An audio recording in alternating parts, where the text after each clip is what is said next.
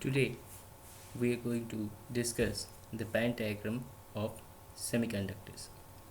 In this figure we can see that for the semiconductors the valence band is completely filled up and the conduction band is totally empty, and the band gap of these materials, that is the energy separation between the top of the valence band and the bottom of the conduction band, is nearly equal to 1 electron volt. Now, at 0 Kelvin of temperature, no thermal energy is available for the electrons in the valence band to be excited to the conduction band. Hence, there will be no free electrons in the conduction band and it will show a zero conductivity and behave as an insulator.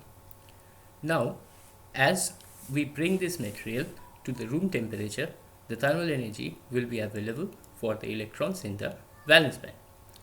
Availing this thermal energy, the electrons from the top of the valence band will move to the conduction band, and there they can conduct electricity and will be called conduction electrons.